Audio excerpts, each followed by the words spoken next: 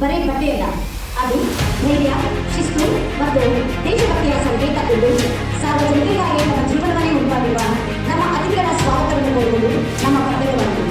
ಮೊದಲನೇದಾಗಿ ಶ್ರೀಮಾನ್ ದತ್ತಾತ್ರೇಯ PhD ಭಿಕ್ಷುವರಿಗೆ ನಮ್ಮ ವ್ಯವಸ್ಥಾಪಕರು ಹಾಗೂ ಮುಖ್ಯಗುರುಗಳು ಸನ್ಮಾನ ಮಾಡಬೇಕೆಂದು ಹಾಗೂ ಸ್ವಾಗತಿಸಬೇಕೆಂದು ಕೇಳಿಕೊಂಡಿದ್ದೇವೆ.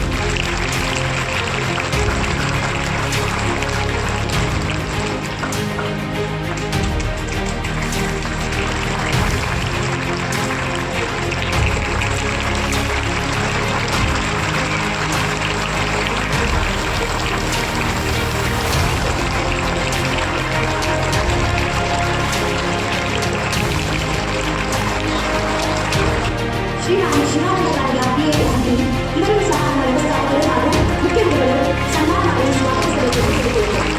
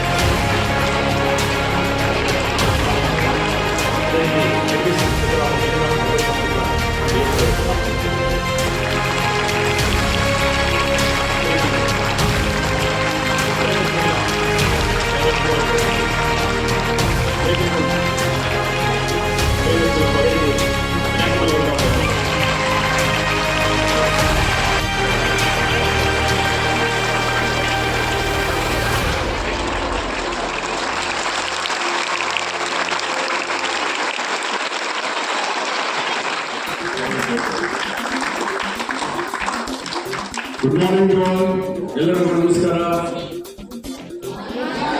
ಸಂಡಾನ್ಸ್, ವಿನಾಯಕ್, ಅಮರೇಶ್ವರ ಮೂರು ಶಾಲೆಯ ಪ್ರಾಚಾರ್ಯರಿಗೆ ಅದರ ಮುಖ್ಯಸ್ಥರಿಗೆ ನಾನು ಇಲಾಖೆ ವತಿಯಿಂದ ಧನ್ಯವಾದ ಹೇಳ್ತೇನೆ. ವಿಶೇಷವಾಗಿ ಸೆಂಟೆನ್ಸ್ ಶಾಲೆಯ ಆಡಳಿತ ಮಂಡಳಿ, ಮ್ಯಾನೇಜರ್ಸ್, ಪ್ರಿನ್ಸಿಪಲ್, ಸ್ಟಾಫ್ ಎಲ್ಲರೂ ಕೂಡ ಇವತ್ತು ತಾವು ಒಂದು ಕಾರ್ಯಕ್ರಮ ಮಾಡೋಕ್ಕೆ ಅವಕಾಶ ಮಾಡಿಕೊಟ್ಟಿದ್ದೀರಿ. ಕಾರ್ಯಕ್ರಮದ ಉದ್ದೇಶ ಏನಿದೆ ನಿಮಗೆ ಎಲ್ಲ ಬರೆದಿದ್ದಾರೆ ಬೋರ್ಡ್ ಮೇಲೆ. ಅಂತಾರಾಷ್ಟ್ರೀಯ ಮಾದಕ ವಸ್ತುಗಳ ದುರುಪಯೋಗ ಮತ್ತು ಸಾಗಾಣಿಕೆ ವಿರುದ್ಧ ದಿನ.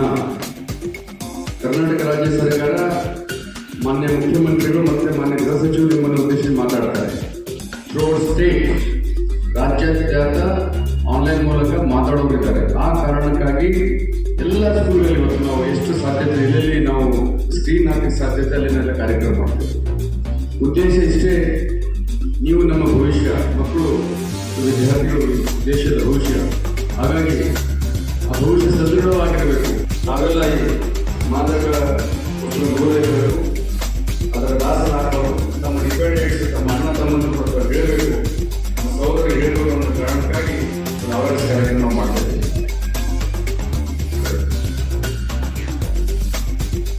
NDPS ಇದೆ, 1985 NDPS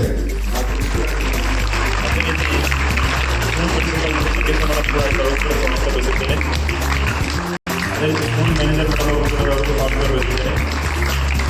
ಅದೇ ರೀತಿ Amareshwara school, Saint line school ಮತ್ತು ವಿನಾಯಕ್ ಸ್ಕೂಲಿಂದ ಆಗಮಿಸಿದಂಥ ಎಲ್ಲ ಟೀಚರ್ಸು ಮತ್ತು ಸ್ಟೂಡೆಂಟ್ಸ್ಗಳನ್ನು ಸ್ವಾಗತ ಬಯಸುತ್ತೇನೆ.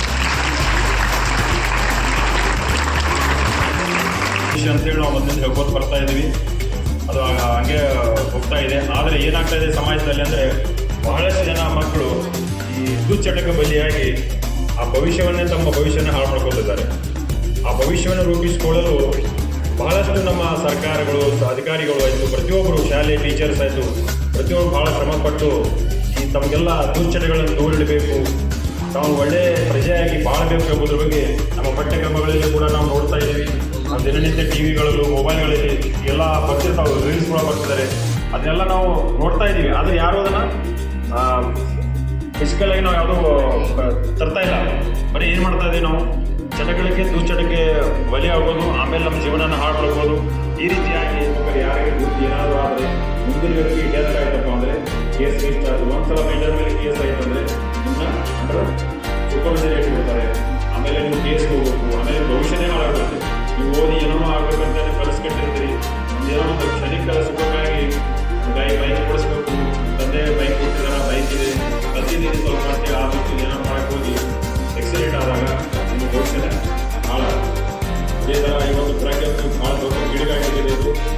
ನೋಡಿದ್ರು ಇದನ್ನು ಹೆಂಗಾದ್ರೂ ಮಾಡಿ ಕಂಟ್ರೋಲ್ ಮಾಡಬೇಕು ಅಂತೇಳಿ ಇಡೀ ನಮ್ಮ ರಾಜ್ಯದಲ್ಲಿ ದೇಶದಲ್ಲಿ ಬಹಳಷ್ಟು ಪ್ರಯತ್ನಗಳನ್ನ ಮಾಡ್ತಾ ಇದ್ದೀವಿ.